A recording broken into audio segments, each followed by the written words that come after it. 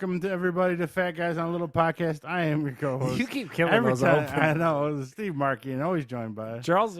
a little mush mouth today, but we're gonna fill that mush mouth with some gooey butter cakes and zombie Skittles. Sounded really inappropriate. Yeah. I guess this past weekend, congratulations a little bit. They didn't place, but they won 4 games and lost 4 games. Annapolis Junior Varsity had a tournament for volleyball. Yeah, Heather said Holly did pretty good. Holly's gotten her serve down. She's scoring 5-6 points a game. Oh, so I was wow, like, whoa, okay. big baller. But she still thinks you and I are jinx when we show. Actually, it's more me. Oh. She said, Uncle Oh, Charles. what did I have to do? I've only been she to goes- one tournament or one She game. goes, Uncle Charles isn't a or jinx. 2. He just makes me a little nervous. Him and you out there watching. But you were a jinx. So I did go see it, even though she didn't want me to. I do have to agree with her. You're a jinx. Yeah. Well, there was a time where I went and watched the Iron Bowl with Bill 2 years back to back, and Alabama lost them both. What's the problem with that? Well, he convinced I was a jinx. I couldn't watch it with him.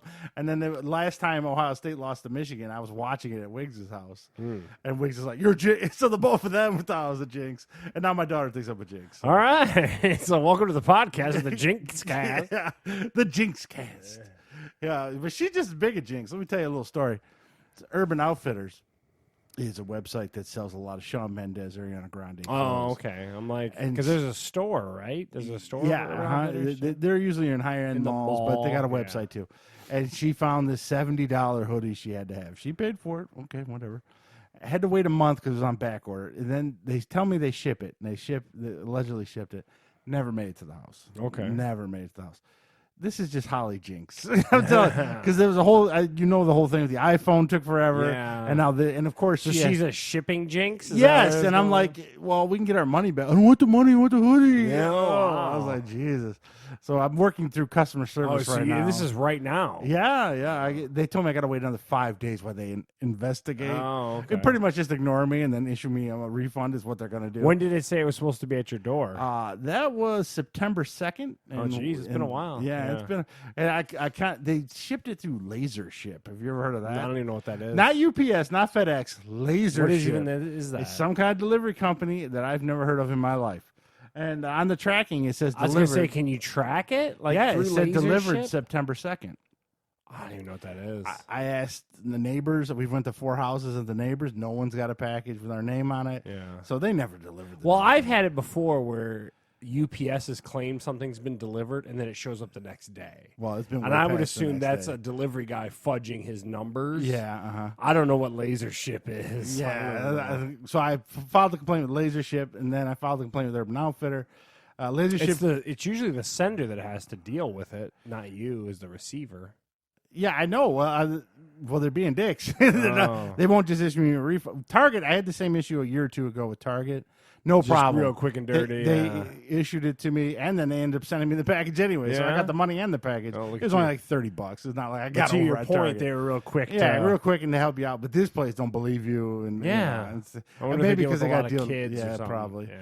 That's why I called. But we had Holly call first time. I was like, let me call. Maybe they'll man's voice or whatever. They might do something. They still 5 to 10 business days before I get any kind of okay. refund. So how she is with the hoodies. Her head's gonna explode. She don't get her Shawn Mendes hoodie. So there's a little look at Annapolis volleyball and somehow on the shipping On Laser Ship. and who's a jinx and who's not a jinx.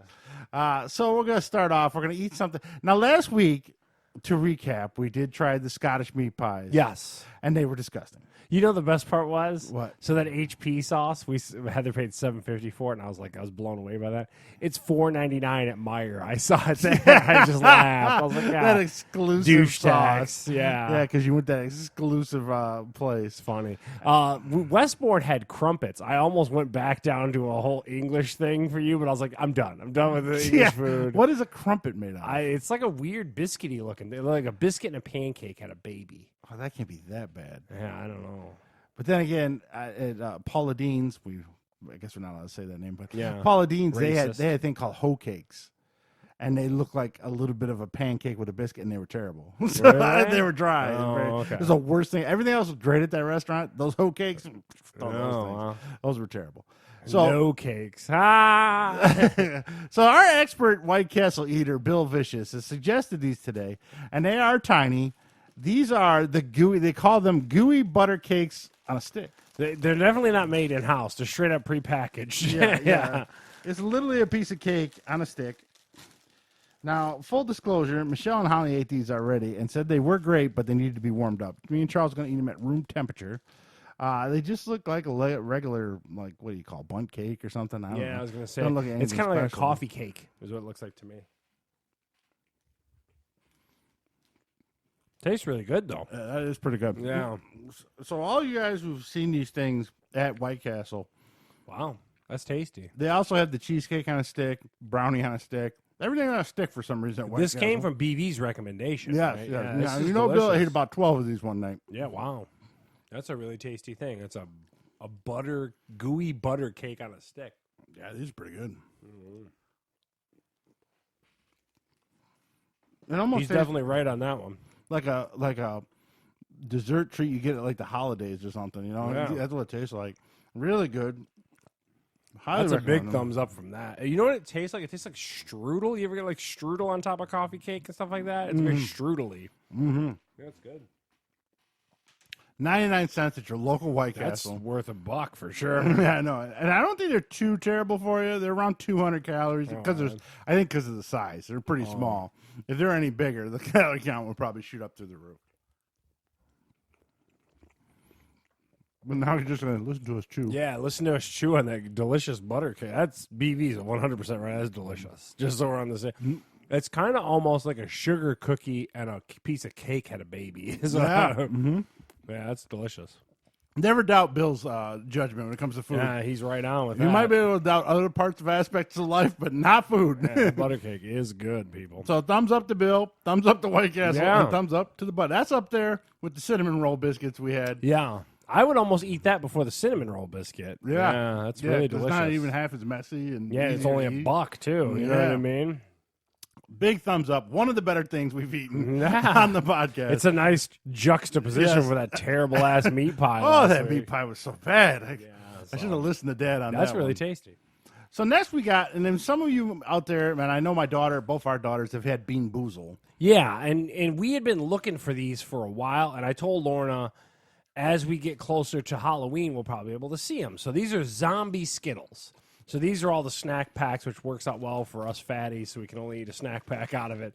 Yeah. But basically what it is, it's kind of like the Bean Boozle thing. They all look like normal Skittles, but obviously some of them taste raunchy within there. And what Holly looked it up, so give me a couple to take home Oh, today. sure, I will. Because Holly's interested. Yeah. They make the nasty ones the same color as the good ones. Yeah, so you can't you have pick 'em no out. idea what nasty So Heather and ones. Lorna tried them earlier, and she has a definite, she has a thought on what they tasted like. But it's pretty Did cool. they get a bad one? Oh, they got 4 bad ones in a little pack. All right, that's normal. Yeah, you got to tastes eat like them one at mine. a time. This We'll is going to go take 20 until minutes. one of us hits a nasty one. That was a delicious grape Skittle. Yeah, mine was lime. I like a Skittle. I don't know. And I read, in fact, #1 candy outside of chocolate is a Skittle. Really? Yes. Now, I'm more old school. I would prefer a sweet tart. But it doesn't compare to the amount of Skittles that people eat. No. Ever since Marshawn Lynch promoted them, they've been through the roof. Yeah. That's a delicious orange Skittle. This is going to take a while, folks. So just strap in, enjoy us chew into this microphone, do some ASMR or whatever that is. Oh, no, that was a blue raspberry. I have not hit a nasty one yet. Nope. I'm just enjoying my Skittles over here. 30 minutes later. Yeah, we're going to go through the whole pack and not get a nasty one. No, that's not a good one. That's orange. I'm already 4 in and haven't had a bad one. I know who loves Skittles is your daughter. She was sitting watching Oh, she's a volleyball. Skittles fiend, Steve. Had a bag of them. She'll Did stab you see how badly I dismembered her narwhal? No. We were goofing around. That was a good one, too. Well, I already lost the horn. We were fighting over it. I ripped it out of her hand, and she ripped the whole tail off of it. Oh, no, that's a gross one. Heather said it tastes like onions. I can see that. It's like sweat sock. Sweat. You know what sweat that tastes like? Like, if you can imagine. No, I see the onion flavor. Yeah. Okay, so Heather called it onion. I'm almost through my whole package here without a bad one. I got one bad one. Tastes like. So I far, I agree with Heather. It did taste like onion. Back to normal. Maybe my taste buds just broken because these are just delicious Skittles. Well, I only got one so far. That one's normal too. I haven't had a bad one yet. Unless they're all bad at the end. I don't know. You got to eat them one at a time, too, because you don't want to put delicious good Skittles in one of the bad crap zombie ones. I've had one bad one, and I agree with your wife. It did have a little oniony flavor to it. Oh, there it goes. Yeah, it's oniony. I would agree. It's gross. So you Took got, me out. Oh, man. That's pretty. got one bad one? Yeah, and it does. It has like an onion taste. I think that's what I would describe it as well. Or like cabbagey onion kind of thing, kind of in between there. Yeah. It's definitely not sweet. No, I just dropped one. That one tastes almost like shampoo. Shampoo? I don't think it was supposed to taste like that. Wow. You ever get shampoo in your mouth? Well, there goes another bad one. Okay. My bad ones are at the end. So I think that's pretty fun. That's right up there with the Bean Boozled thing. Yeah. They totally stole the idea, but... And I enjoy a Skittle as my kinfolk, and Lorna has definitely. So when you put like 4 good ones and the one bad one comes out, it overrides the power of the good ones. That's pretty fun, though. That's very oniony. I got 3 bad ones out of the group. So, not too bad. Pretty fun. Definitely like an onion-flavored Skittle is what I would argue that it is. Yeah, I had so 2 bad ones in my pack. And I had 3. And then Heather had like 4 or 5. Lucky her. So it appears to be totally random, too, which is fun. But you got to eat them one at a time. It also slows you down if you're a fatty like us. You got to just pound the whole package. Do these come out only at Halloween? Is that what you're thinking? They're brand new, so I don't know. Like I said, we struggled to find them. We found them today in the newly set up Halloween section at Kroger. So I would assume they're new for 2019 Halloween. Is what I'm assuming. But anyway, nonetheless, I give a big thumbs up to Zombie Skittles. That's Zombie Skittles and Gooey Butter Cakes. Gooey Butter Cakes, you're not going to get any gross things in it. And Zombie Skittles are going to be good until you hit that hidden one. And we think it's onion. It seems to be, or oniony cabbage. Yeah. So there you go. Now we're going to move on to some reviews. And this week we have a retro review again that took me half a week to get through. But we'll get to that in a minute. Yeah, I definitely First have up opinions. on the docket, I went and I saw 2 movies. I rented them. Men in Black International. Yeah, so this is the Chris Hemsworth vehicle rebooting this whole universe. Yeah. What I will say, just like Carnival Row, this movie makes me really appreciate Will Smith. Oh, yeah? Yeah. Carnival Row made you appreciate Will Smith. Because he was in that movie Bright. Side. Yeah, and Bright was so much yeah. better than Carnival Row, to Yeah. me anyways. I know Yeah. people probably don't agree with me, but So Men in Black Will International. Smith is a national treasure to Steve. He seems. Did you I never see- knew he was until I saw Before you movies get without off him. Will Smith, did you see the new Bad Boys trailer that came out? I have not seen that, no. Martin Lawrence looks like he's ate a couple butter cakes. He's, he's a little he's getting a little older, you know what I mean? But yeah, it looks good. It looks like a Bad Boys movie. When this so. podcast is over, remind me, have you seen the Jexi trailer? The what? Jexi. No, I don't even know what that is. It's got the one guy who did the stand-up special. It's his phone. I'll show you the trailer. Okay. Anyone out there watch the Red Band trailer for Jexi? Looks hilarious. Same people wrote. Who is it? What's that guy's name? I always forget his name. He's in the Gemstones. He plays the younger brother. Oh yeah, okay, from Working. Yeah. I always forget his name. What is it with that guy's struggling name? with his name right now. But he looks hilarious. It does look great. And but that's aside the point. So we're gonna go on to Men in Black International, Jexi, and then Red Band trailer. You want Adam Devine. that's his name? Yes. Okay. Movie looks hilarious, but the movie that wasn't hilarious was Men in Black International. Yeah. It had everything. It had the big guns. It had the aliens. It had the black suits, the memory stuff. It had it all. It just something was missing in that movie. I don't know what. So it is was. Tommy Lee Jones and everything? This was No. supposed to be like overseas, right? This is the It's the girl that was in- European way. It's the chick who played the wife off Creed, right? No. Yes, yeah. Isn't She's she? also off of Thor. She's in Thor Okay. too. She plays the Valkyrie in Thor, where a lot of people might know her. All I gotta say is Chris Hemsworth Better play Thor till he's 72 years old. Oh, yeah? Because every movie he's in seems to tank. Wow. Now, here's the worst part. He's not the bad part of the movie. He's entertaining. He's an entertaining guy. It's just the movies he picks are kind of... Oh, wow. I don't know if you saw that one where he was a hacker. That movie was terrible. I can't remember. There was the one where he's the military guy with a Zero Dark 30 or whatever. No, it was 12 Soldiers or whatever. Oh, And whatever that was it was. boring as Yeah, ass, was too. it? I Which didn't see ironically was based on Ron Riggles. Yeah, I think, found that out. But that movie was so boring.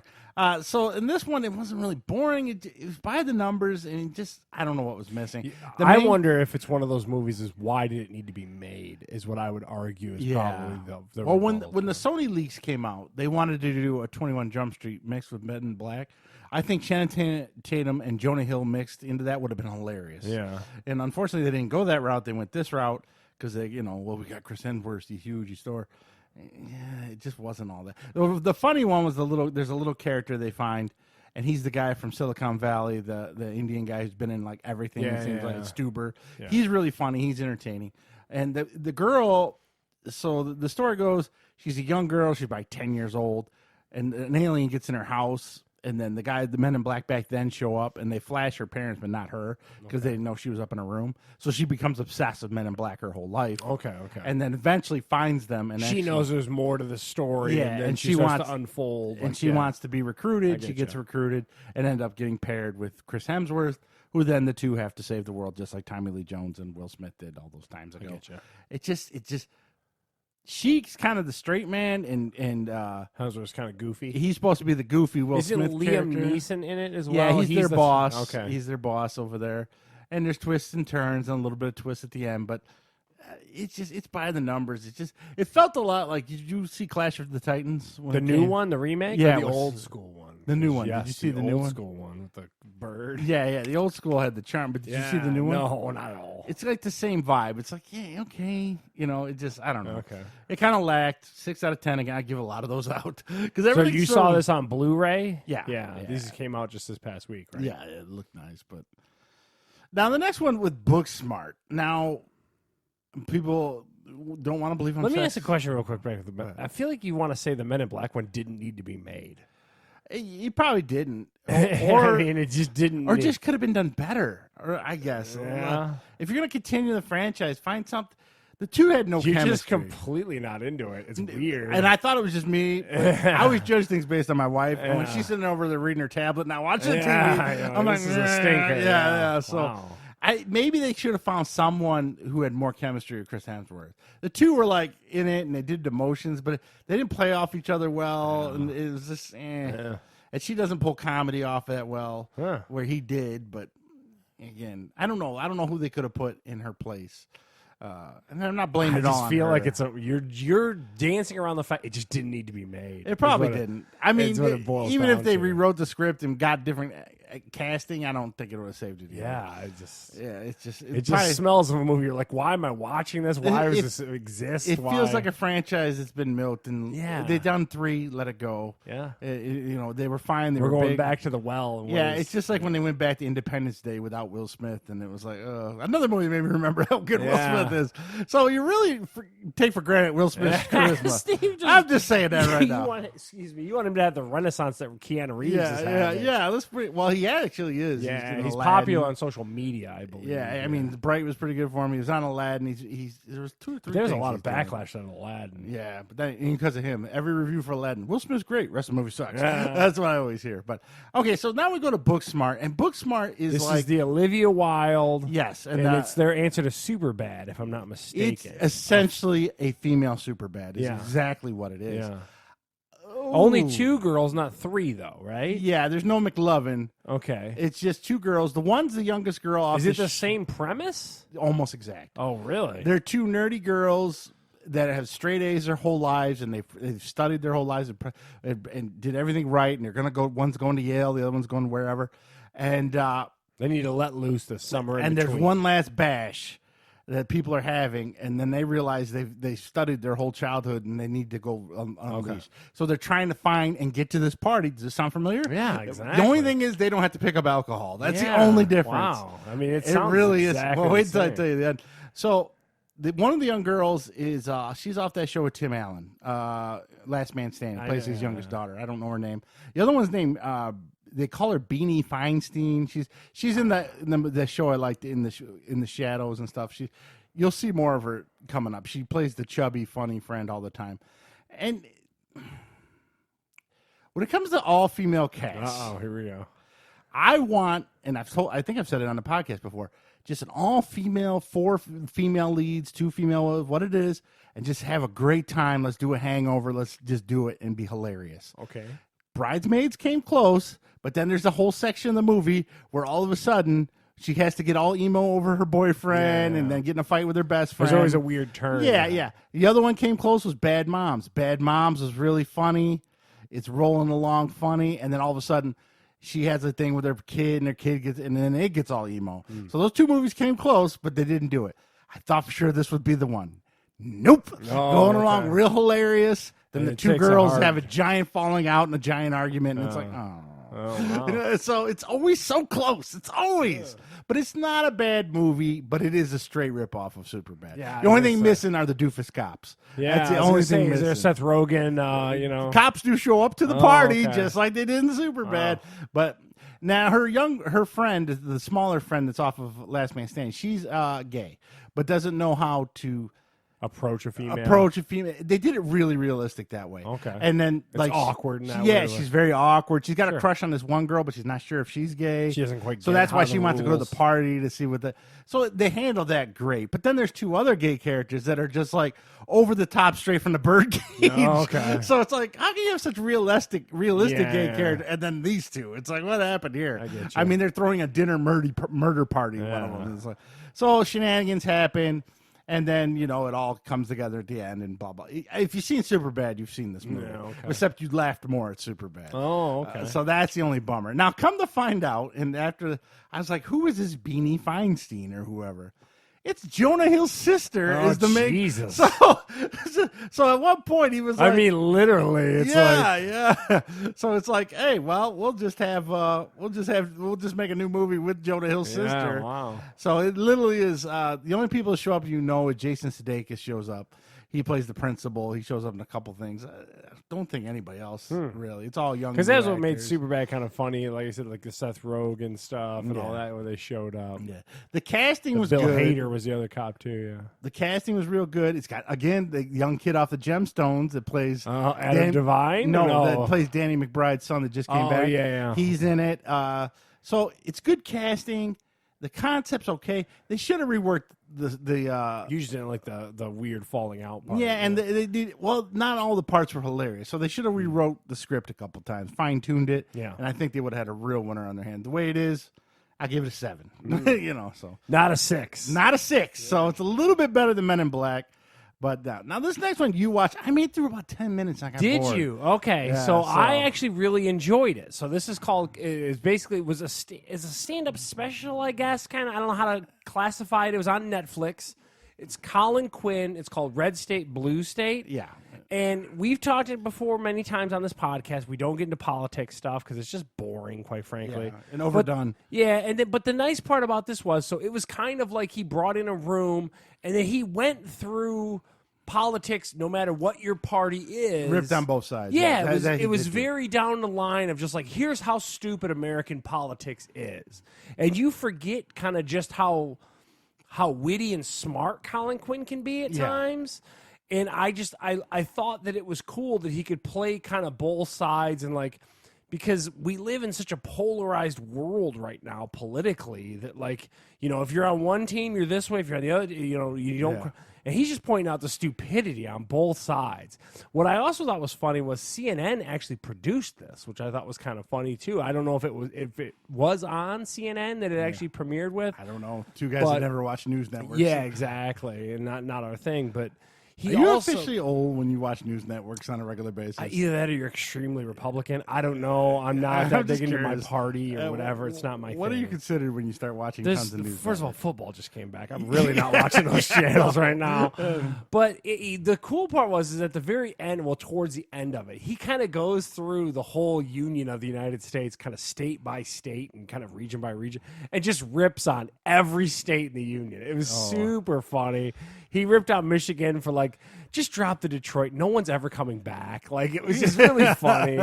I enjoy Colin Quinn. I think he's a super witty, smart guy. And I highly recommend this comedy special, especially because, like I said, it hits both parties equally, and that's always fun to see. And it was a unique layout. Like, he had crowd all around. Yeah, it was like town hall kind of almost set like up. Class town so hall. So he's in thing. front of a map of the United States, and then they eventually, like, when he's kind of ripping on every state, they go through and highlight where each one of the states are, and he just kind of riffs on every state, and I was thoroughly entertained by it. And like I said, I do have an affinity for Colin Quinn. I tend to like his kind of comedy, kind of his, like, you got to look at the stupid side of everything, and that's very entertaining to me. So yeah, I highly recommend it.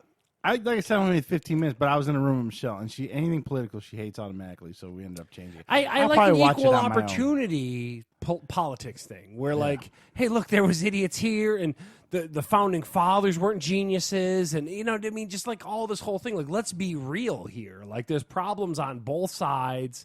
Mm-hmm. We got to come together for humanity, not because of some bullshit allegiance stuff. It's really entertaining. I just thought it was really kind of funny.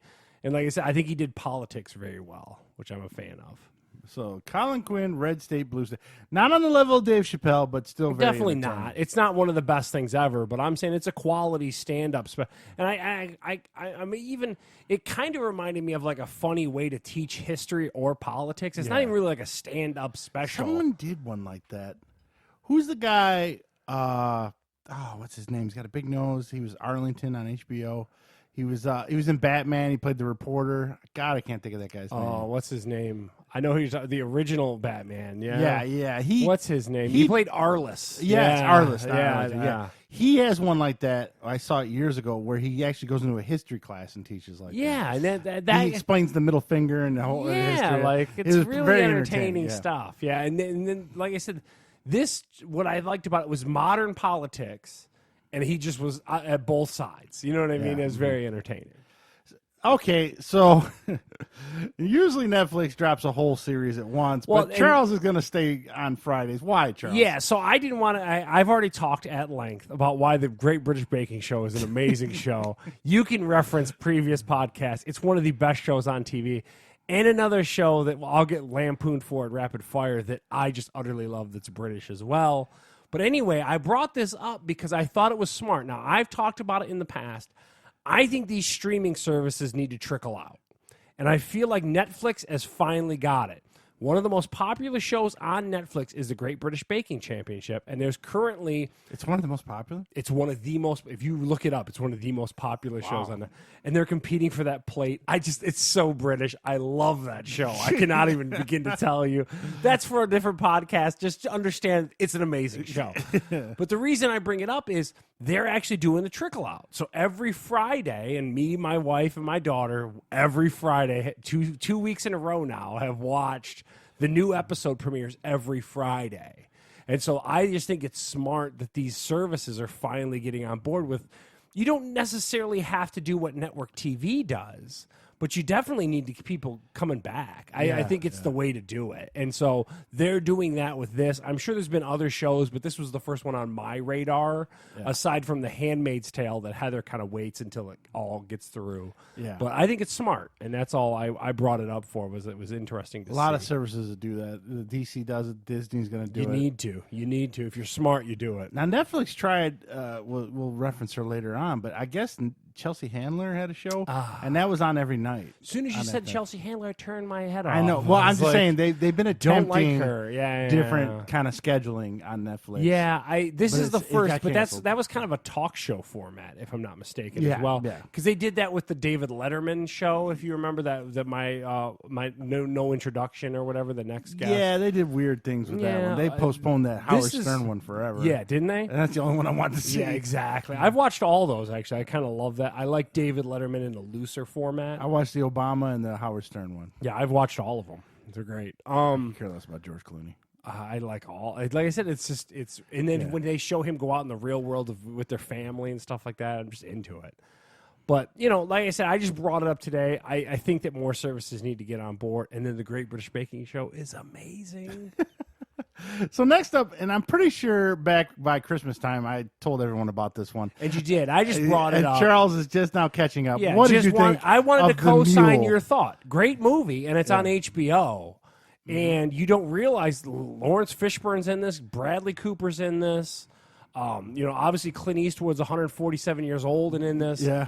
Great little movie. If you can check it out on HBO, Steve was right. I brought it up just because I know I'm way late to the party on it. Not He my usually argument. is, when it But I comes just to wanted to co-sign Steve's thought. If you haven't seen The Mule, if you definitely have an ability to check it out, it's a very fantastic movie. Yeah, I really liked it, and like I said, a lot of that ties back into Michigan. There was a lot of that. all Yeah, in happened. Peoria, Illinois, and He kind of got all that whole busted thing. in Michigan Yeah, where it's all pretty that crazy. happened. So, the Mule on HBO right now, Clint Eastwood. You would think he's too old for movies, but he finds roles that kind of fit him. It was also weird the way they de-aged him a little bit in the earlier part of the movie, and then when he was running, because he ripped on the internet kind of 11 years too early, and then was later he looked older. I thought they did a good job with it. Fantastic little movie. Yep, the Mule right up there. So I don't like all war movies. I do like an occasional something else. I enjoyed The Mule. It was good. You were right. The Green Book and the Mule, both of my dark. Yeah, horse those were movies. two I watched late, and two really good movies. Now, this one came out. This is a game. We're going to talk about a game now. Gears of War 5. They call it Gears 5. Yeah. I Chick is on the cover. Yeah. So we're away from the Simon Phoenix plot lines on this. No, it's not Simon Phoenix. No, Simon Marcus. Phoenix is Demolition Man. Marcus Phoenix. Yeah, you know what I mean. He's though. still in it. He's still in it. I don't. Did Okay. you play 4? I did not play 4. All right. The only thing confusing me about the Gear games. So hold on. The basic stuff is world got taken over by the Horde. Horde is coming back. Yeah. The big huge dudes. The Gears actually They defend. look very Warhammerish. Yeah, in their outfits. I do have to admit, I've played the first 3.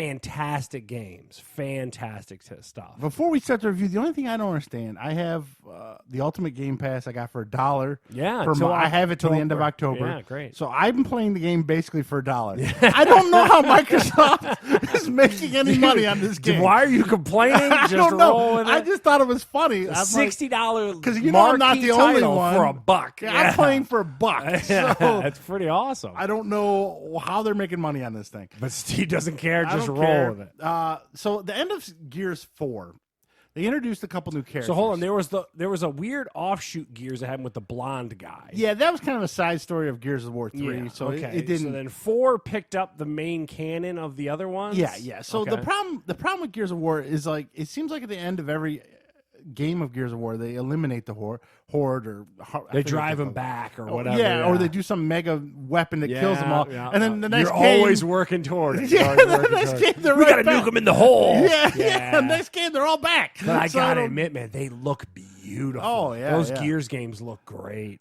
So the fourth one they introduced Marcus Phoenix's son. I can't think of his name right now, but he's Okay. voiced by Nolan North. Call him Simon Phoenix. And then there's a girl named Katie, I Played by believe. Wesley That's the girl Snipes. you see on the cover, Katie and Yeah. him.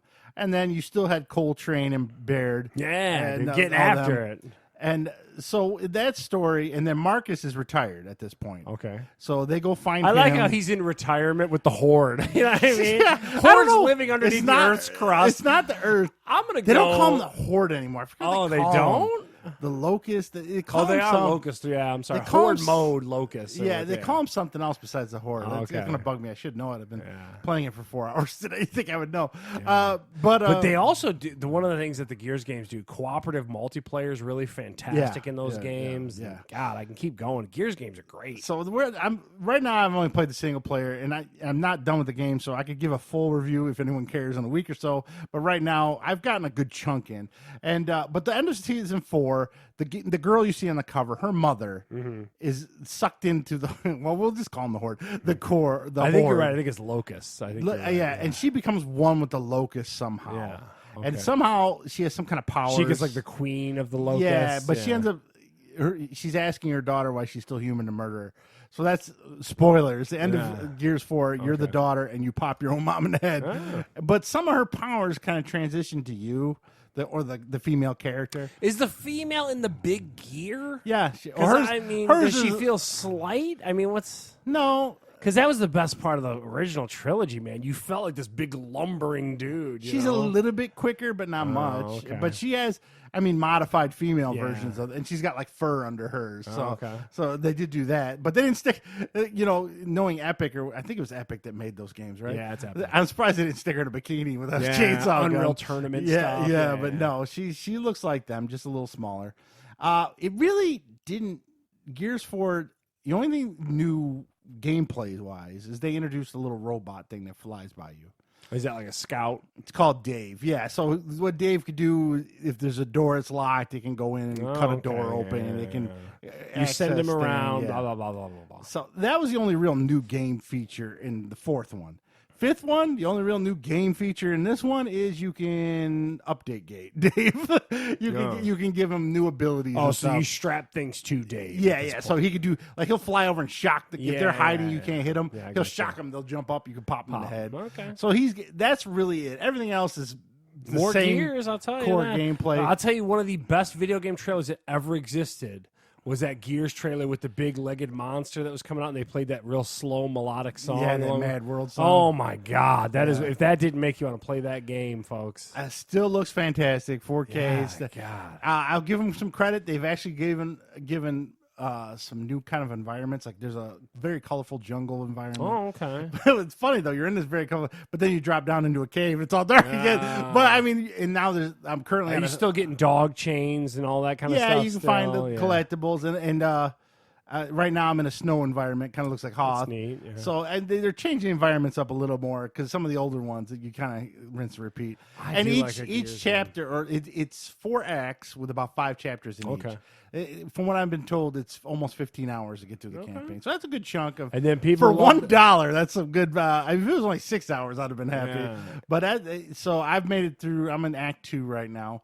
Very entertaining. Any vehicle sequences and stuff like that Not you run yet, into usually, but I know they're coming. I was gonna say. The first act, you're Marcus Phoenix's son, and I can't think of his name. Second act, you become the girl, and you're going to like your uncle's village and trying to recruit them to help with the military. But that world has been overrun by these aliens. Yeah. I don't know. Where somehow they're going to stop them again, and then they'll be back for I like Gear how 6. fucking Marcus though was like retired. Yeah, they just gave him a great beard. That's all they did. Funny, he's Same retired. voice. Did he have a 401k or a pension? Does anyone know? Yeah, no. Well, the fourth one, he's retired at a farm, and then when you go get him, the whole farm gets wiped out. Good. So he's like Dave Markey. He can't stay retired. Yeah. But the voice acting is great. The graphics are great. The gunplay is great. I haven't played much of the multiplayer, but from what Any new weapons? That's a good question. that is a good Any question. new grenades or anything like that? Because the grenade stuff was really big in the Gears games. Yeah, too. there's still those, but I don't know. Did you ever get to do the? It's called Ripper. Okay. It's basically giant like saw blades. You put in a gun, they shoot out. I mean, of That's course. pretty crazy. Yeah. And then they got like a Lancer now. They take the chainsaw off and they put like this giant rocket launcher on the bottom of it. You hit R1 and like it goes out and these 4 missiles come in and just zap in. Yeah, so that's around cover stuff. Is that yeah. what There's a mech sequence. You get to ride a mech. That's cool. So there's some stuff. A lot of fun. Gears of War. I enjoy them. Now for the multiplayer, from what I understand, for a limited time, you can get Dave Bautista skin. Yeah, him dressed like he would a fit Gear. in that universe. That makes sense. And then from what I understand, in real life, he's dying if they make a Gears movie to play Marcus Phoenix. Oh yeah, He wants to play That's Marcus cool. Phoenix. It would fit On his Instagram, he's mentioned it many times. Oh wow. And then there's also a Terminator skin you can get. You could look like a T1, the skeleton, the Aquaforce. Oh, okay. Yeah. So you can be like, 'cause now, I don't know if it was in the original 3, but there's a lot of robots in this. Okay. Like you'll call Baird for backup, and like you'll get robots that drop down and help you. They look like kind of like the robots off of Call of Duty Modern Warfare, or whatever the newer version was. yeah. Yes. So there's that, and then of course the multiplayer has all the the horde mode and all that stuff. I just haven't got People love it. Yeah. And from what I understand, the campaign at any time you can do co-op. So Yeah. like if you got the game tomorrow, Just you jump in. You can jump me in an Act 4 with me or whatever. The Gears games are great for that. I mean, that's great. I don't know how they're making money for $1, but I'm not gonna bitch. I don't know. I feel like you're complaining about only paying $1. Yeah, because I'm playing them like this.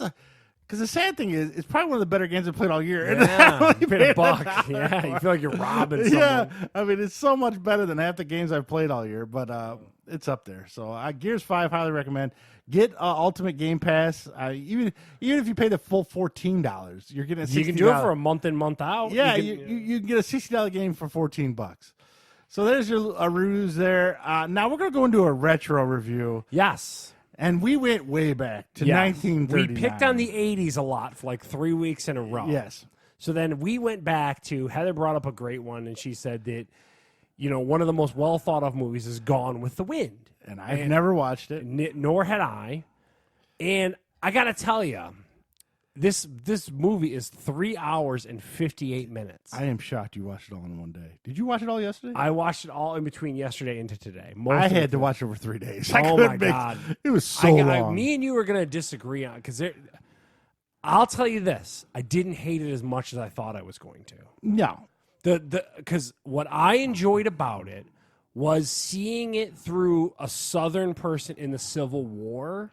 When like the Yankees were coming and like that whole thing was that was super compelling. The only thing I struggle, what's that? There are some things I liked. Yeah, the only thing I struggle with is the years it was made. It was made in 1939. The problem is I don't think they understood that movies didn't have to be plays then. So like watch the acting drives me up a wall because they're still doing it like it's a play. And it's not a play, it's a movie. And it took Hollywood years to kind of realize that. Well, I mean, didn't Wizard of Oz come out the same year? Yeah, but the Wizard of Oz, if you kind of look back at it, was very, like, Dorothy was very over-emoting and all this kind of stuff. I could make the argument that if you were to remake that in 2019, that'd be a damn good movie. Is all I'm going to say. If you make it 2 hours. And you edit the crap out of it. Like, edit some of the the love stuff. The Civil War stuff in that movie is awesome. Except they don't show any of it. Well, so here comes the Steve rule. 1939, you know what I mean? Like, you could reenact some Civil War stuff in 1939. It wasn't about the soldiers though, Steve. It was about life in Atlanta when you were in the South. I thought that number one, I thought that it was amazing that in Hollywood they made a movie from the South perspective. I don't think I've ever seen that. Yeah, that's true. That's what to me I thought was very compelling about it. Was like they were paranoid that the Yankees were coming, and it was crazy to see Hollywood kind of show that. And that the fact that, the Yankees weren't necessarily all good dudes either. Like the one dude showed up in the house and all that kind of stuff. Yeah. The other thing that stood out to me, too, Clark Gable looked like he was like 60. Yeah. Oh, my God. And that girl looks like she's 20, dude, right? For real. And wasn't that weird? Yeah. Okay, good. I'm not done. Too, they didn't age the Scarlett O'Hara chick very well either. No, not at all. They went through a big span of her life because everyone's just dying in this movie. I mean, everyone's just death. I also didn't know going into it, maybe you can speak differently about this. Did you know she was in love with another dude the whole time? I always thought she was with the Clark Gable character. I didn't know. What do you mean? Why you watched it? Or no, but going in before you saw the movie? Yeah. No, I did not know I thought it was her meeting up with him, and and then war drove them apart. I didn't know that, like, he was in the background to this other weird Willy Wonka looking dude. I didn't know what was going on. It was super weird. But like I said, the middle third of it, I was super kind of entertained by it. It's the early stuff when she was talking about her love life was terrible. Those two twin guys, I wanted to sock both of them. Oh, my They are God. the worst actors I've ever seen in my life, They Steve. were so bad. And then, but the whole section I thought that was compelling was, like I said, Civil War from a South's perspective. I thought I was into. I like that. And then even afterwards, when like, okay, so now the war's over, how did the South kind of put themselves back together? Because it wasn't that simple because the Yankees had control over them still. All that stuff I was in on. And then it went back into her love life, and I was like, God, you ruined a good movie. Yeah. So the benefits I'll give it, all right. I think for the time, the sets were nice. They're pretty good, considering it's 1939. Yes. So the plantations look good. Yes. The sets look good. A lot of it was practical, and that's the biggest thing. Thumbs up to that for even considering the year it was made. Number two, costumes. I thought all the very the look elaborate. and the feel of it all, very good. Even the concept of seeing it from the South, I like that. Yeah. But the overall story was hot dog shit. I'm sorry. It was not. You're right. The seeing the perspective of the South, but that's not what the movie was about. The movie's about this red-haired guy must have put it to her good because the movie was. He married his cousin. Are we going to talk about that too? Oh yeah, that's creepy. He was straight. She was straight in love with this guy for 4 straight hours. No matter what anyone in life would do for her, And the fact that he's married with a kid on the way, she still loved this dude. And they never really established why. I mean, like, they didn't show. I mean, you had their courtship wasn't on there. I mean, it started with she was in love with him off jump. Yeah, and it's like, watching that first hour was brutal because I was like, if this whole movie was bad until the war started. This whole movie's gonna be just her pining over this guy back and forth for 4 hours. My head's gonna explode. It got a little better, like you said, when the war started, but then they skipped it all and just showed letters, literally letters on the screen. Steve wanted a war. Like, it wasn't about the soldiers, though. That's fine. They could have showed a little bit of something. I mean, Jesus Christ, you can't afford a fake.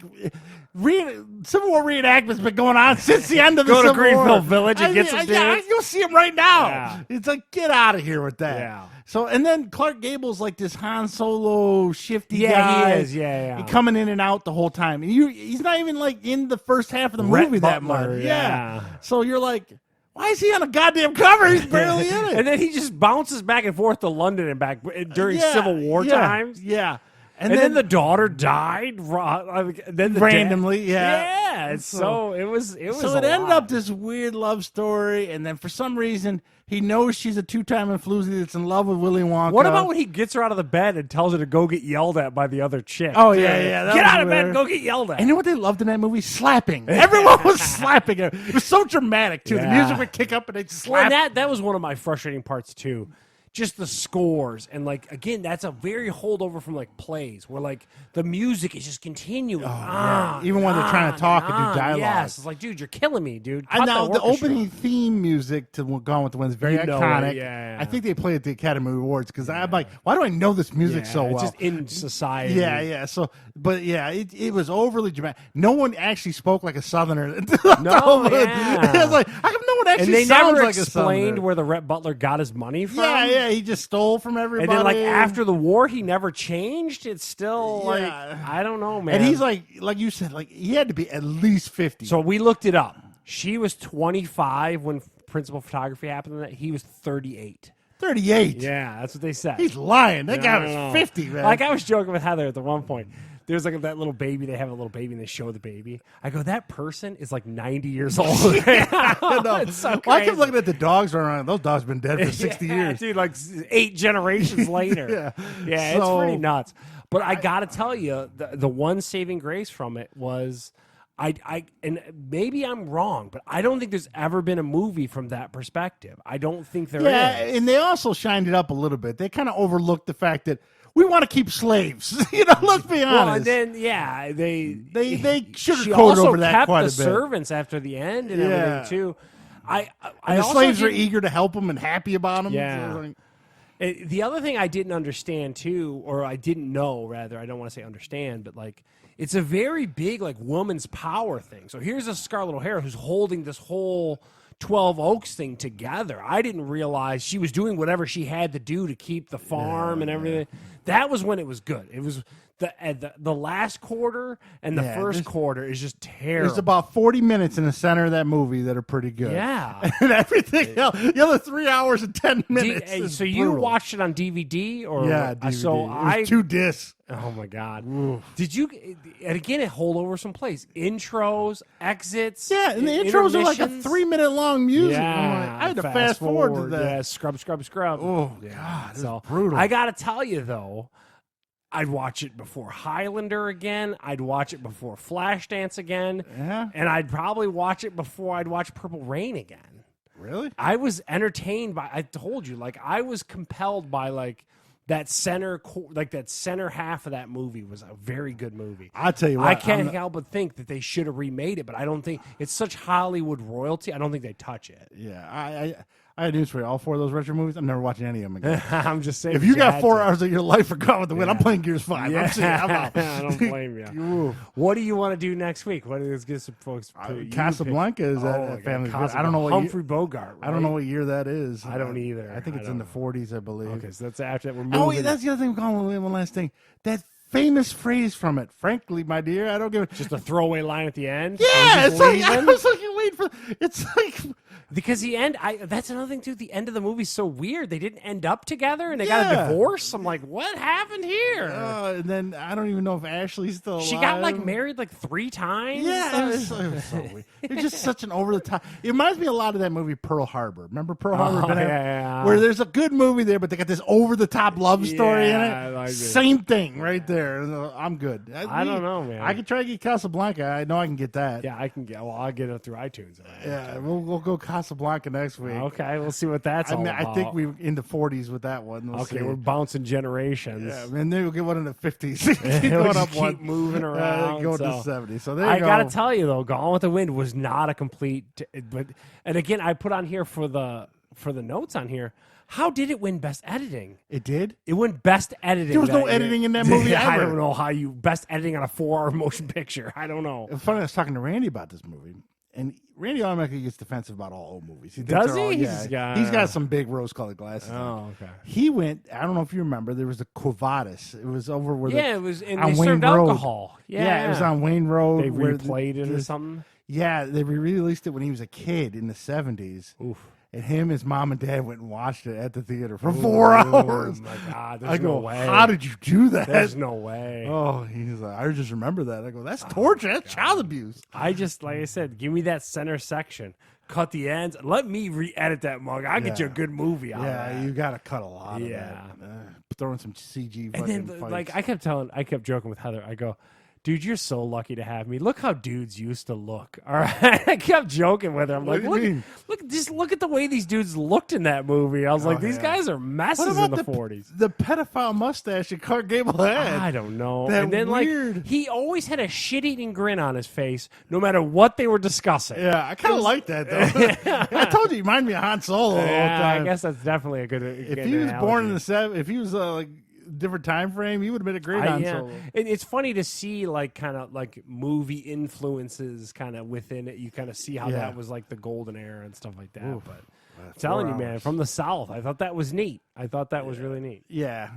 Even though they might have made the South look a little nicer than what it's supposed to be. Well, I mean, they don't want to be in there like beating slaves. Yeah, but. She hired like prison labor at the end for the lumber. Tell me you didn't love the only highlight of the first hour of the movie. They're having like this giant house party, and then all the girls decide they need to go upstairs and take a nap. Yeah, what was that? That was a weird. And then like they got mad at her because she didn't want to take a nap. Yeah, and then they had the young black girl slaves fan them. While it was super awkward. I looked at Heather. I go, whoa, like, dude, it was super weird because she had to like sneak out. Yeah, I mean. What? To corner the dude in the library and like make out with him. Yeah, it's so weird. Well, why was there nap time for grown females? I don't know. And then like the guy got mad. Like, shouldn't you be up there resting with the other women? Like, really? Jesus, so weird. So there you go. Gone with the Wind. 1939. We went before the 80s. Maybe we're gonna hit the 40s next week. Yeah, we're gonna do Casablanca. Ooh, at least. How long is? Let me look it up real quick. Yeah, if it's 4 hours, I'm out. My rule for any retro review now is anything over 3 hours, I'm out. Because that 4 hours was rough. It took me 3 days to watch that thing. And we're looking at, okay, that's 1 hour and 42 minutes. What is the year much on better? That? Is there a year on that anywhere? Don't see it. I don't see it either. Oh, 1942. So 42. So we're in the 3 40s. years after. Yeah, 3 years after. And Humphrey Bogart and Ingrid Bergman. Yeah. Oh, man, so Ingrid. we're gonna check that out. There's a name you don't hear very often. Ingrid. Because again, I've never seen it. You like you said, kind of with the theme music from Gone with the, you know of it just because like pop culture and kind of whatever. So I'll be curious to see. I think in Casablanca we're gonna know some of the. I think they have some catchphrases in there that's been used time and time again. Ooh, the Giants really getting their asses kicked. Shocker. So there you go. There's a little look at the movies. Now we're going to go into a little bit of fake sports and real sports. I had some interesting wrestling news this week for the wrestlers, fans out there. SmackDown, as you know, they've already been advertising it a lot on Fox. Yeah, I was during football. Yeah. I've October seen that 4th is the date. It's a Friday. It'll be coming live. But here's the thing. Vince McMahon and them have totally fired or not really fired, but reshuffled their whole writing staff for SmackDown prior to this. Because I thought, didn't you say that Eric Bischoff was going to run it? He's coming in to run it, but and one of Eric Bischoff's first hires, he hired one of the main writers from the Sons of Anarchy show. Okay. And I guess he travels with the show. Well, this was the funny one. They found him. He was sleeping in the back during the show. Oh, wow. He's supposed to be trying to work angles and stuff. And he's cool. Yeah. Gotcha. So they've had a major shuffle of writers. Even the main moving writer's around. bored. Yeah. So, and here's the interesting thing I didn't realize: they have home writers, which are in Connecticut at the headquarters of WWE. Okay. And then they have writers that go with the show. So there's multiple staffs of writers for this crap. Yeah, and they still come up with something. Wow. That's a lot of writers for really bad stories. There's a lot of people that need to get fired. Yeah. So just a little look at the WWE creative side there of how many people write and everything else, and how they're shuffling everything around before October 4th. But Fox is advertising them. So and again during football. So we'll see what happens. And lastly, we did watch that AEW pay-per-view back Double in or May. Nothing. Double right? or Nothing. Yeah. It was we found it to be entertaining. And then it went down to the Fire Festival one. And we thought it was terrible. Those were both free. Okay. Now they had a paid one, All Out. This was this past couple weeks. It was in Chicago, wasn't it? Yeah, this is where Jericho beat DDP's son, Adam Page. Okay. For the Look title. that up, BV, if you can listen to this. Yeah. From what we understand, the buys are down 20% from the first pay-per-view. So I think they lost the momentum, as we've discussed many times on here. They had us, and then they lost us real quick. Yeah. So. Well, I think they're going to get some of it back with their TV debut. I think some of them, because everyone's going to tune in to see what's going on the TV. But that doesn't equate to pay-per-view buys, though. No. So last pay-per-view down 20%. So it'll be interesting to see what they do now. Well, they got till next month. I believe October they start on TNT. So okay. I think once they get TV rolling, their fan base should go up a little bit. All right. Now, last week we looked at college football, the first week. Now the pros are starting up and college. And we're going to recap a little bit. We don't need to go through all the scores. It started on most Thursday. People could see it. We did watch. And kind of a dud, let's be honest. Very defensive battle? Yeah, I don't know if you want to call that, or lack of offensive line battle. Yeah, Green Bay 10, Chicago 3, Bears lose at Trubisky's home. still running away. Trubisky was getting... And Green Bay's defense isn't that good. Yeah. That's what's cracking me up. Dude, the Bears don't like offensive linemen or something. I don't know. They think linemen are optional. Because the Bears' offense was running for their life. Any thoughts on that game? Just like you said, like the line play was just atrocious. And again, from someone who enjoys and can watch a lot, like just watch the line in a football game, like, oh my God, Chicago's got issues they need to tend to. Holy Jesus! Yeah, and also I'm struggling with these later night Thursday night games and all this kind of stuff. Like, I'm into a core part of football time is my Saturdays and my Sundays, and like stop spreading me out so much. There's 2 games this Monday night coming up. Yeah, well, it always is the opening weekend. Yeah. It's so much. I can't stay up till midnight watching football, so I'm missing a lot of the product. Just missed, I'll catch the first game Monday night, and the second game I'll see. I don't know, man. I'm struggling with that. So I only caught mostly highlights of the Thursday night game because I can't stay up that late. I made it till the beginning of the fourth quarter, and then I was done. Yeah. So I had to Google it the next morning. I will say this, as far as a critique on Green Bay, okay, Chicago's offense is terrible. Their defense is very solid. So Aaron Rodgers has got Matt LaFleur, he's got his coach. That 10 points. Didn't look too, and that one, the one first touchdown was just a Hail Mary that a dude caught running down the sideline. Yeah. So, I mean, I don't know. Did not look like a display. Yeah, it did not look like a offensive clinic, if you will, with the Green Bay Packers. Now, as we're watching this, so 17-3, the Lions are actually looking pretty solid here. I would have bet anything they were going to come out and drop an egg, but they are. Arizona is that bad. The third, yeah. But there's still time to choke it away. Yeah, and if you've watched any of this game, that Kyler Murray, I'm telling you, Arizona's going to be a shit show this year. Oh, he bounced a couple balls off the back of lineman's head. Dude, it's getting bad. I mean, I don't want to rip on his height because Drew Brees is the same height, and he's had a pretty good career, but I don't know. Looking a little rough now. You're missing the magic now. Yeah. So now let's talk about your former wide receiver. I told you he's locker room cancer. I told you this. Antonio Brown. Check the tape. I told you this. Good luck in Oakland. Then he goes and freaks out, gets his feet frostbit. Then he goes and has all this helmet drama. he can't let the social media shit go. He's always posting everything. Then he got a physical altercation with the GM. Well, they didn't say physical. I didn't see that. I thought he threatened him. That's what it was. And then he posted some letter because he got a fine on Instagram. And dude, he's a crazy person. So then he gets bounced, to your point, from Oakland.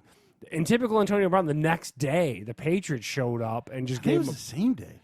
A bag of cash. He got cut Saturday morning, and he was signed with the Patriots on Saturday night. Yeah, I don't know, man. How much do you think, though, that might have been all the plan from the get?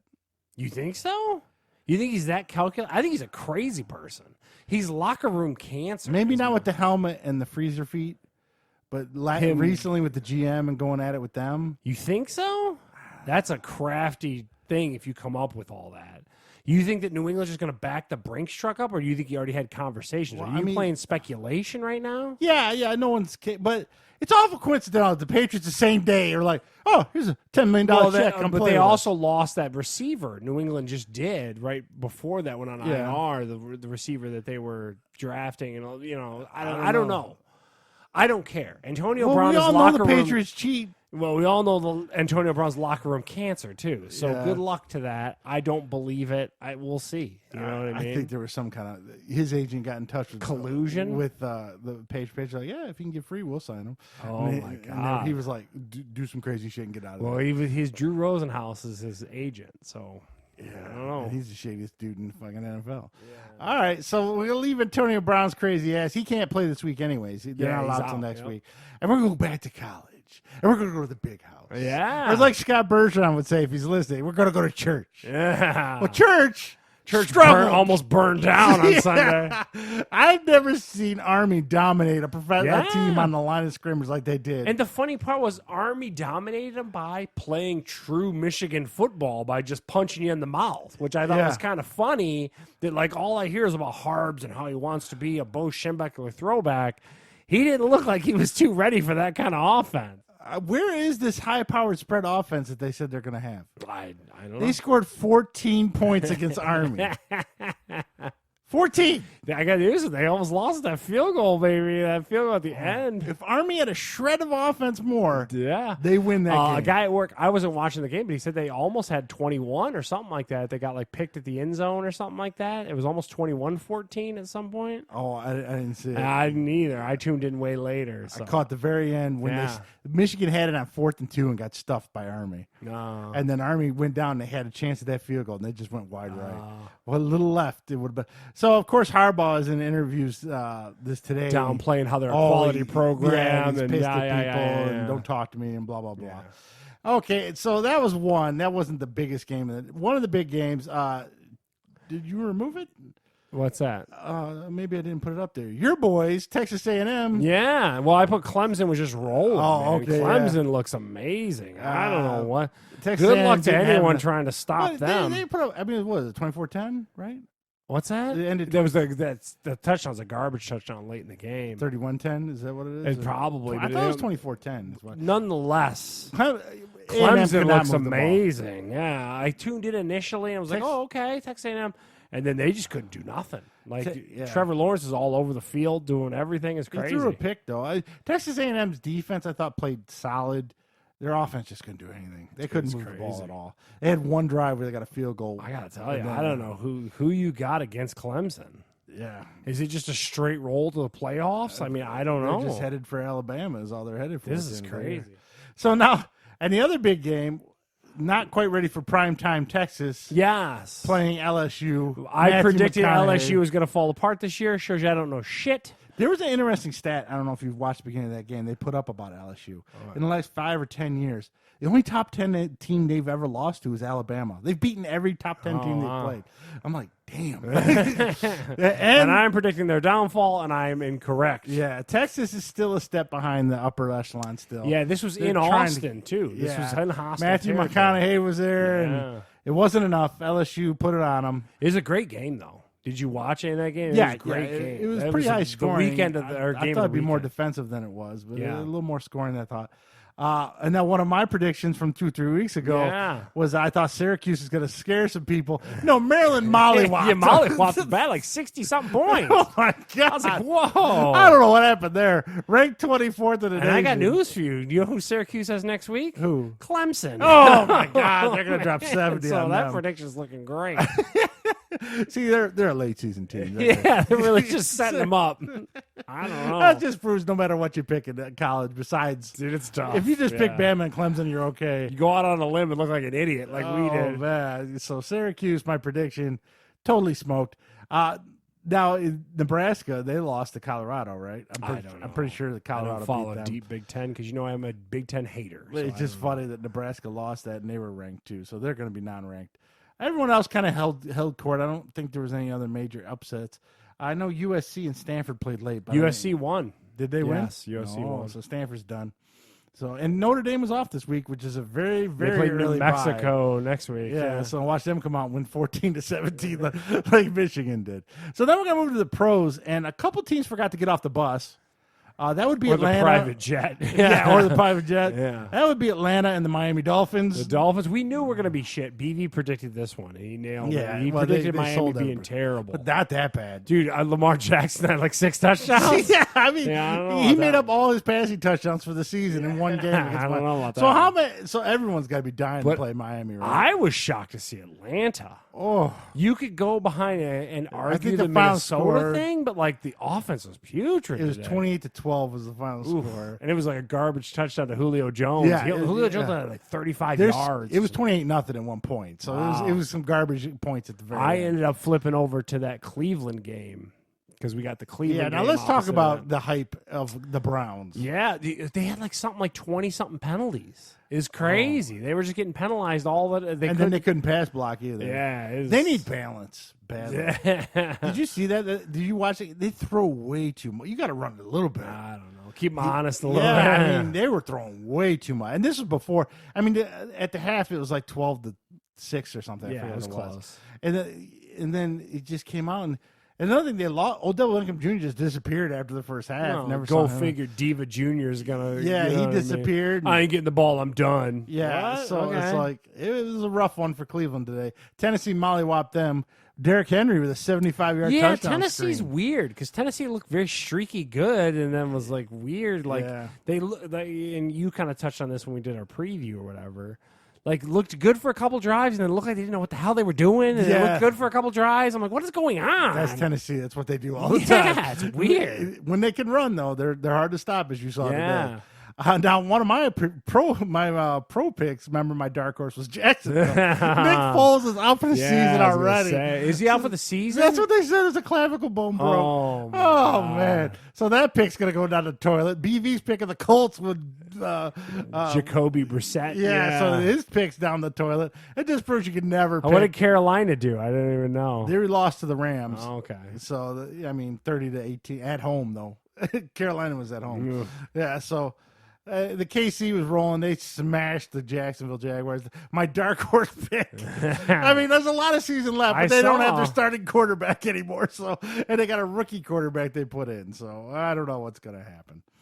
All right, so there's a little look at the football recap. And most of the scores, everyone's going to know, so we're not going to recap all the scores.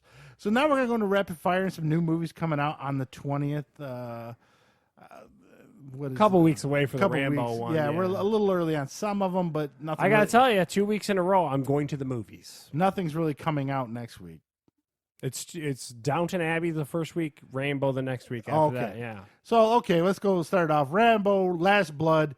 Anybody with a penis should go see this movie. Rambo, Last Blood. I'm going to be there, probably with Charleston Burke. Yes, exactly. Yes, on Rambo. A Charles. huge yes. The last Rambo was amazing. I'll be there. No problem. Now, this week, Take my money. a movie based on the show Downton. It's a continuation. The Queen is coming. I can Abby. continue on going if you want me I to. never watched a minute of the show, so I'm a no. Charles. It is a huge fault of you. Downton Abbey is one of the best television shows in the past 20 years. It is an amazing television show told by the perspective of the front of the house and the back of the house. This movie's going to be awesome. Me and Heather will be there. We're going to go check it out this weekend. I will have a review for you folks. So you're a yes. I'm a huge yes. Are you sure? Dude, I love Downton Abbey. I love it. I don't give a shit. Call me. Is Lorna going to go with you? Well, she's a little too manly, so she's going to stay back. Next one is a low budget one, but it's actually coming to theaters because he usually goes direct to DVD. Oh my God! Running with the Devil. Nick Cage and Laurence Fishburne. It's a cop is helping a drug lord type movies. It looks terrible. I just put it on there because it wasn't direct to DVD. So I'm a no on Nick Cage. Unfortunately, I'm a no for the Nick Cage here. Yeah, I don't even know what this is. If this is Nick Cage 1996, maybe, but not now. So on Blu-ray this week, Aladdin with Will Smith and them. I'm going to wait. I'm going to be a no, and I'm going to wait for the streaming version. I want to have the streaming and watch it on there. I'm sure Lorna will pick up a copy of it when we go to Family Video, but I don't know if I'm going to run out to watch it, I guess. But you will get to appreciate Will Smith's charisma. I know. Steve's way pro Will Smith right now. And, of course, another big one coming out this week. I'll probably get a copy of this one. John Wick 3, I'm a yes. Yeah, John Wick movies are amazing. I'll get it in 4K so I can watch it and check it out. Now, this one I thought was interesting over the summer that none of us saw. It was The Dead Don't Die. This is Adam Driver and Bill Murray in that comedy zombie movie. I will definitely check it out on DVD. I'm a yes. And I'm a definite rental for that. Then, yeah, sure. Yeah, and those are the three on coming to your Family Video this week. And then on your streaming, because, I don't know, it seems to be released on Netflix all the time. I've already seen the season, so I'm good. Shameless Season 9 on Netflix. I am a no. Shameless is one of the most overhyped BS shows. I don't like it. No. And Charles is a no. Hello, Privilege. It's me, Chelsea. This is a documentary with Chelsea Handler about white privilege coming to Netflix this month. Sounds terrible. I'm a no. She said Chelsea Handler. It's always a no. Okay.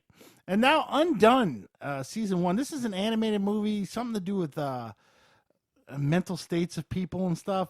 It's got big reviews, but I'm a no on Undone season 1 on Amazon. It's on Amazon. I'm a no. It's going to be terrible. And this one, Wu-Tang, an American Saga season 1. American Saga season like Wu-Tang Clan? Yes. It's a fictional biopic about Wu-Tang. A fictional biopic? Yeah, so they kind of incorporate... I want to make sure I understand this term correctly. A fictional biopic. Yes, it's very weird. In Wu-Tang, it's kind of like how they came together, but it's going to mix in a lot of karate and like mystical course stuff. It is. Okay. It's on Hulu. It already came out last week, I believe. I'm a no. What? I've never seen a fictional biopic, I'll be honest with you. I'm a no, but I'd have to check it out just to see it. Yeah, very interesting. So, and now for games, still a little slow, but we're picking up. NHL 20. I don't stay current with my NHL games. I usually catch them in the spring for about $20. So I'm a no on NHL 20. I'd probably play it over your house if you had it, but that's about it. Yeah. Now, this next one, if you've never played these, this is kind of a great deal. The Walking Dead, the Telltale Definitive Series. This is 4 seasons of the Walking Dead But game. I think you get it cheap. Those Telltale Walking Dead games are always on Steam for dirt cheap. Well, this puts them all together in one package, probably for cheap. I don't know. They didn't have a price on it. So if you haven't played them, I've already played most of them, so it wouldn't be for me. So I'm a no. I played season 1 and enjoyed it. But I think it's one of those things, price check people. That's what I would say. Yeah. You probably can get it for cheaper without the collector's edition packaging. Yeah. So there you go. Walking Dead, Telltale Definitive Series. And Borderlands 3. Have you played one of the first two? I bought the first one because John recommended it, and I played it for Claptrap and all that. 4 hours. This one's apparently a shit show, but production-wise, on the Bombcast, they talked about it. A very tumultuous development period in this. Like the voice actors and stuff like that were going after people and suing stuff, and super crazy. I'm a no. I just can't get into these games for some reason. I'm not a big fan. I've never played 1 or 2. I don't have an affinity towards them. I know there's a lot of crafting in them as well. Yeah, it's very Mad Max. And when you shoot people, you see the numbers coming off them. I just never. It has its own. It's very unique look to it, but I just never dug it. And then I only put this one on there because I know you like pinball. Star Wars pinball is coming to Nintendo Switch. I wouldn't pay money for that, so I'm a no. I'm a no, but pinball arcade all day. Play real pinball machines in video space is amazing. So I don't know if pinball arcade's attached to this, so I have no idea. But pinball arcade all day. So there you go. That is our rapid fire. Real quick before we get into MMA, Holly did see It Chapter 2. Oh. Early reviews are not good. Oh, wow. It's not because it was spooky. She go with her girlfriends? Yes, all her friends went. 3 hours long, and she said it's rather boring. And there's some other stuff after the podcast, I'll tell you. Oh, okay. It's just so stupid, she said. Wow. It wasn't even scary. It was just stupid. There are some gruesome scenes. Is the sequel written by Stephen King as well, or is No. it an Well, offshoot? the first one wasn't written by him. I thought it was a Stephen King movie. Yeah. He didn't write it, though. They I have know, but writers. it's based on his book. Yeah, Is yeah. Well, is this there one, is yes, there a yes. sequel book, I guess is what I'm trying to say? The book, the original, is super huge. So a lot of times So they're they cut taking the movies. sections. Yeah. I get you. Yeah, so this should be the last chapter of it, though. But not early. So I don't think I had it on earlier in the week. I was going to go to the theater and see it. After Holly got back, I was like, I'm going to wait for DVD. I'm going to go play some Gears for $1. Yeah, so tell us what's happening in the world of MMA. Yeah, so UFC. this past Saturday had that weird pay-per-view from Dubai at 2 p.m. Really weird, but we talked about it kind of in previous podcasts. Khabib Nurmagomedov, also known as the guy who tapped Conor, in his Fuzzy hat. Yeah, beats Dustin Poirier. I talked about it on the pod. No one's beating this guy. I'm telling you, it's just not happening. There's no one in his weight class that can. He's the best pound-for-pound fighter in the world. I don't care. There's not even a conversation. Tony Ferguson's going to lose to him. So that was the next thing I brought up as far as a talking point. We talked about, again, in previous podcasts, how Tony Ferguson should get the winner of this bout. And from all intents and purposes, it looks like that is going to be the case probably early 2020. It doesn't matter. He's still going to hold the title. No one's going to be. It's crazy. It's like him and John Jones. No one can figure him out. No one can beat him. It's crazy. And then was it a good fight? Did you watch it? I didn't watch it. I didn't want to drop the 60 because we talked about this again previously. When I justify buying a pay-per-view, I got to like the main card, and then I got to like some undercard stuff too. The undercard on this was terrible. I mean, there was an Edson Barbosa. Okay, you know what I mean? Yeah. Like, I'm not really into it at all. But now what I am into is this Saturday coming up. I've kind of chronicled on this podcast. There's another fight night on ESPN Plus coming up. Donald Cowboy Cerrone, who I've talked about. I got a bit of a man crush on him. He's a crazy person. He'll fight anyone, anytime. He's going to go fight Justin Gaethje, and they're going to fight in Vancouver on ESPN Plus. This is a really good fight night card. There's also a Glover Teixeira fight that's going to happen before that. This is going to be really good. I've talked about it in the past about how these fight nights are really good quality. So there's that. And then the other thing that came up this week, announced for UFC 244, we talked about this again kind of earlier. Jorge Masvidal is going to fight Nate Diaz in November. And that just finally got booked as proper. So that was more of speculation initially, and now it's actually on the book. So UFC 244, they're going to be your main event for that one. Does that interest you at all? It depends on the undercard. It sounds like it could be interesting. Two kind of idiots beating the crap out of each other there because they both won't stop. But who's on the under? And that's going to be always the key thing for me is how well they fill the card out. So that's pretty much what's going on right now. We got some bare knuckle stuff coming up in October, so we've got a little bit of time for that. Stay on top of them bare knucks. Yeah, but other than that, it was a good time. I guess I'll catch the replay of that Khabib fight, and no one's beating the dude. He's crazy.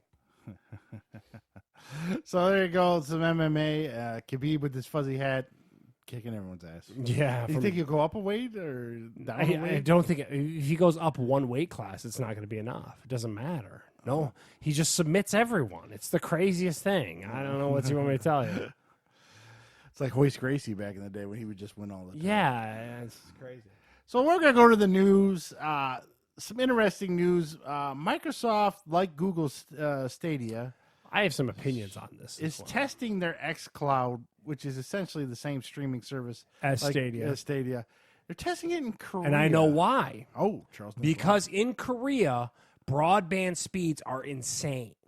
Everyone's house pretty much gets 100 megabits per second at everyone's house. Really? Like, that's the slowest. As soon as I saw this article, I know why. Yeah, it's because somehow it's one of those, like, state-run things that, like, it's considered like a true, like, requirement of a neighborhood and all this. So they're all wired for fiber. Everyone's got this crazy pipe coming to their house. Like, if you look up, like, internet speeds globally, they're at the top of the list all the time. So if I'm Microsoft, I'm going to go to them and test it there and then be like, well, hey, it worked flawlessly in Korea. It's because of our janky internet here in the United States. So that's why they're doing that. So, yeah, it makes sense. and I'm curious about it. Stadia is close to a launch. I know I got the email. You probably should have got the email about the Founders Edition and all that kind of stuff. I deleted it immediately. Steve's not into it. Steve is out. I think we got to try it. I'm not paying $100-something. Yeah, to have glitchy gameplay. And then I still have to buy the games. I don't know, man. I just played a buttery smooth Gears 5 for $1. Buttery. It was super buttery. It was a gooey butter cake Yeah, as I played Gears 5. Yeah, I don't know, So man. I don't like that model. I really don't. And we'll be curious. If it works great, then maybe. But to buy the games outright on top, dude? Yeah, no way, man. That's way too much of a commitment. You're talking about you playing Gears 5 for $1. I mean, what are we talking about? You know, I'm going to go and buy the Stadia thing, subscribe to the service, and then buy the game on top of it? Dude, come on. What's the conversation? Even if the tech's amazing, that's crazy. Yeah. And then it's not going to be as smooth as they show in the commercials. No, we're not Korea. Nope. Last I checked, no, not Korea. Let's check. Yeah, no. Oh, okay. So I don't know if you ever saw the original Watchmen movie. I have. I've seen the movie.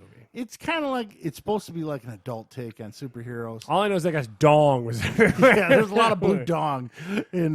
So HBO It was like, what do you call it? Like Danny McBride directed that. We need more penis. Yeah. Did you see last week's episode? Oh, it's so funny. I told you there's a lot of dog in God, that that episode. funny. This show was so good. I gotta watch it again tonight. He just tickles me. I can't stop it. HBO Watchmen is set to debut October 20th.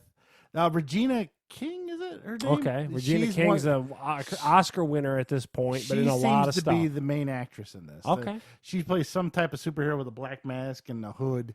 I'll tell you this much: I'm intrigued. I'll probably watch it if it's an HBO show. I think Don Johnson's in it too. He runs like a crooked police force. I think there was the guy with the weird shape shifting mask. What's his name? Rorschach. Yeah, Rorschach. Yeah.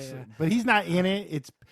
Is Paul Bettany going to be the guy in the blue again? Like, wasn't he? Was that Paul Bettany? I think it was, wasn't it? Dr. Manhattan with his penis hanging out? I don't know. See, there's not a lot of details about this show, so I don't know if it takes place after the movie, before the movie. I think it's after the movie and Rorschach's dead, and all the people you see in the previews. So it's just in the universe. He's like a cult. He has a cult following, so there's a lot of people that are wearing his mask. I don't know. I think that's what's. Don't quote me on that. I could be wrong. I got to be honest with you though. And I was going to talk to you about it after the podcast. We need to start doing like a fall TV roundup.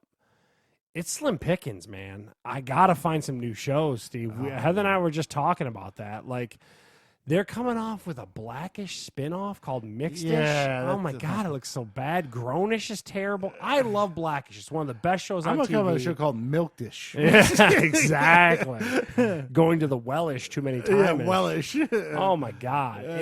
I need new shows. I saw a lot of previews of new shows, and not one of them I thought, ooh, I want to watch that. I don't know. Walton Goggins has got a show, and I'm going to watch it. Yeah, but it's going to be terrible. It's called The Unicorn. Yeah, he's just dating on CBS. I don't know, man. I just got a soft spot for that idiot. And I really have a soft spot for that guy. When he was Billy, that's funny as hell. I can't stop it. I like that big guy from Mike and Molly, and his new show looks terrible. Where he's in love with the African nurse. Yeah, oh my Lord! He speaks broken English. He sells socks. I don't know. He's a long way from that Melissa McCarthy show. I was like, oof, that looked terrible. I have not seen a good network show preview. So what we got to do? Next week, we're going to preview it right here. We're going to do a roundup. I was going to talk to you about it. We're going to do a fall TV roundup. I know there's a new animated show hitting Fox because they haven't done enough of those. It's all about white trash and ripping on white trash.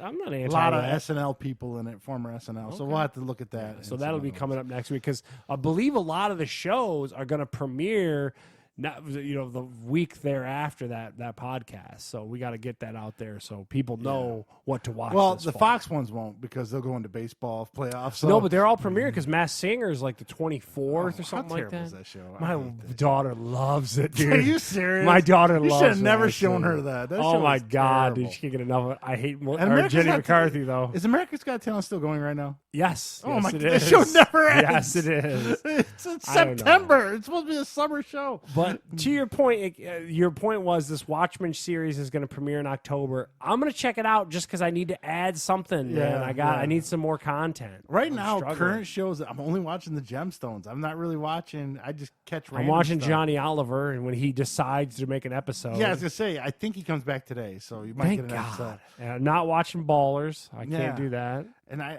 couldn't even watch the Austin show. That got rinse and repeat. I made 2 episodes of that, and I was done. Yeah, you're like, whoa. So, I was like, oh. We got to find new shows, man, because like a lot of our shows, now The Connors is coming back soon. I saw the commercial for that. The Goldbergs comes back with a vacation ripoff. I saw that too. Yeah, the Goldbergs. We just need content, man. I feel I'm like the telling Goldbergs need to hang it up, but you. A little that bit, last season little wasn't bit. the greatest. I don't care, It's man. getting a little watered I down got at a this soft point. spot for Barry, like you wouldn't believe. Yeah. But eventually he's gonna be 37. Yeah, it's a little awkward. It's Clark Gable walking around. I So- don't know. So we'll look at some TV next week. But last in the news, also Super Nintendo games coming back again on the Switch Online. This Yeah, is I big saw news. that. This is textbook Nintendo. I mean, how many times can oh. I sell you one game? I've had Super It's Mario 3 at least myself unbelievable. 6 I'm times. telling you, it's And the crazy part is I got stickers on my wall and love my Mario. I'm not all in. I'm not doing it. I'm done with you, man. Yeah. I'm sick of purchasing it 7 to 8 times. I'm Now, not in their doing it. defense, it's just like their Xbox Live. You pay, but theirs is I think only $30 a year. Don't quote me on that. And you get the games for free with the service. You've guess. already bought them like 6 times. I know, but the Steve. Xbox. But it's like if you bought Xbox Live and then you got free Halo with it or something. I'm not trying to defend them, Dude, because it's crazy. These Super Nintendo games came out in the early mid 90s. I know, and now also consider the fact that they already just put out a Super Nintendo Mini for everyone Dude, to buy. it's crazy. So I'm not. Nintendo is the worst at this. Yeah, so the nostalgia glasses are starting to fall off people. Even though there's a huge buzz online, everyone's excited about this, and it's like, how many times can you play these Super Nintendo games? Now, lastly, in the Lego stores, I love going to those in the mall and never buy anything. I can't afford. I That's went the through. I problem. did go through a Lego phase about 6-7 years ago. Not when I was a kid, 6-7 years Yeah, ago. because you could afford it as a Yeah, kid. and I bought a bunch of Star Wars Legos, and then I turned around and sold them all because I'm like, what am I doing? Yeah, So, well, I put that on at the end, man. So. yeah, and I still keep track of Lego, and I follow a couple. They're on Facebook. unbelievable. Like if you get certain ones, like there's a Batmobile. A guy at work was telling me he wanted to get the Batmobile for his son. Like somehow they brought out like the OG Tim Burton Batmobile. Yeah. He's like it's like 3 times the price. It's only at the Lego store too. Oh, okay. It's So Steve, it's ridiculous. on your radar. I've huh? seen it. Yeah. They came out with the set with the Stranger Thing with the upside down and then the regular house on top of it. Really cool looking. It's like $500. Dude, I'm telling you, Steve. I put this on here. We'll all cut in halfsies on this, man. Michelle's got a couple in the basement. She bought a Scooby Doo set, and then I don't know if she bought the For Flintstone. what? I don't know. I think she just keeps the same theory you have. The cash in later. God, I'm telling you, Steve. We'll put they it do next go to the up, lightsaber because kit. they retire them and then they do go up. So your point was, the actual news story is they're coming out with a Star Destroyer. Yeah, right? now they came out with a Millennium Falcon one, same price, about $700. It's big. It's like this big. They're very detailed. These are like mastercraft. yeah, you can ones. take out the whole section. When you buy it, it comes with a handle and wheels on the box. That's how big it is, wow. and it's $800. It usually only sold at the store. You Well, probably this can was buy it online. 700 according to Lego's website. Well, maybe it's 700. I might have Okay. my numbers wrong. So now this is the follow up to it. It's the Star Destroyer. And It looks from what I awesome. understand, it's about as long as your desk there on that one Yeah. section. Yeah, I don't know where the hell anyone would store it after they We're put going it to store it together. here. We'll both cut in halfsies on it. We'll double our money a few years from now. I'm Well, telling it'll you. take about 10 years, though. We won't do I don't know anything how with it. fast the collector ones go up because they're already expensive to begin with. Oh, You it's a got to small get like money. that name brand that gets discontinued, like Pirates of the Caribbean ones, because I know I'm obsessed with the Black Pearl. Yeah. They don't have those anymore. So now if you go online, those are $300-$400. Oh, so somehow you just got to find that niche thing that hits. Huh? Yeah, the problem with the Star Wars is they always have a contract with Star Wars, so it's not. They go But up coming a out with little. this $700 Star Destroyer, you think is going to be a thing? Like you think? do you mean? I saw this and thought dollar signs as soon as I don't saw think it. it's going to shoot up until they officially retire it, which may be 5 years from now. Oh, okay. Because they haven't retired the Falcon yet, and that was made 3 years ago. Oh, okay. So we once can they get both, retire is it- what you're telling me. Yeah, $1,600 or $1,400 All right, man. plus tax, probably $1,600. So yeah, and then we'll sit on it for 10 years, This is great, man. and eventually we'll sell it for. Who needs the exact- stocks? We'll probably sell it for less than we paid for Oh, it. my God. I don't know who's going to buy it, but yeah. So Lego. It looks amazing. Yeah. Just so we're on the same page, it looks amazing. And I love going on YouTube or Facebook and watching some of these custom builds these people make. And Oh, Lego, those people who are true creators are amazing people. yeah, well, these are fans that just put thousands That's of what I'm saying, dollars. yeah. It's like I don't know where they have the time or money to do all that, but I do Like those appreciate. shows where people bring it and stuff, kinda like the whole appreciate the art. cityscapes and stuff. Yeah. So that's a You look. know who was at the really good at news. building Legos in all seriousness was Joe. Joe was very good at Legos. One of the things Like building his own stuff or building correct stuff? building his own stuff. Like he could always take like the tubs we had as kids and make like really cool ships, like better than I could. My shit would just be square, and Joe's would be like really tricked out and good. I always remember that from our childhood. Is Joe was much better than me at Legos. The only thing I made once, Dad bought those generic Legos though. Mega blocks. And they were green and gray or green and beige. I made a helicopter on my own with no instructions. It was pretty cool. It came out like a Huey helicopter. I was so proud of that. The only time I made something good. Everything else was like a house. All right, welcome to the new podcast of Lego Triumphs. Yes, we're gonna try. We're gonna do Play-Doh and Lego here on the podcast. So that's a look at the news. Now, the one last thing. This is the rant. Not really a rant, but I just don't kind of get it.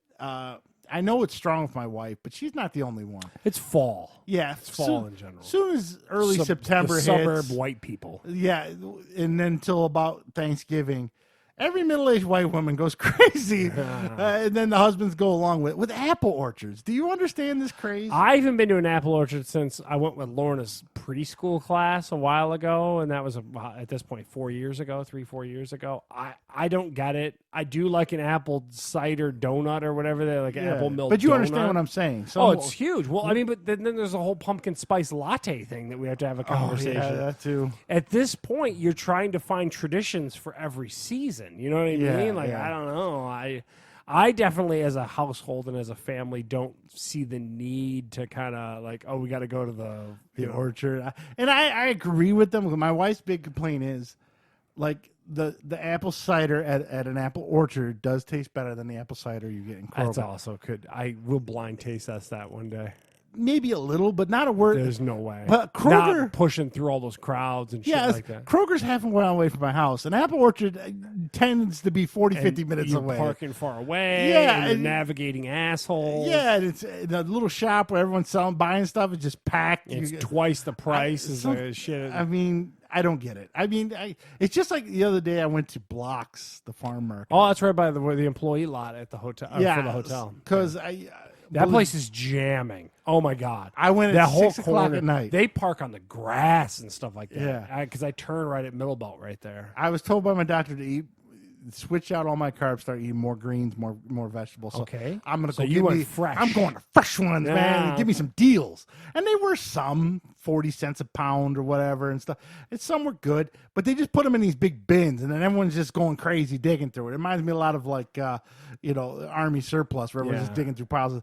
And you get some good, decent stuff. And for $25, I did get a lot of produce.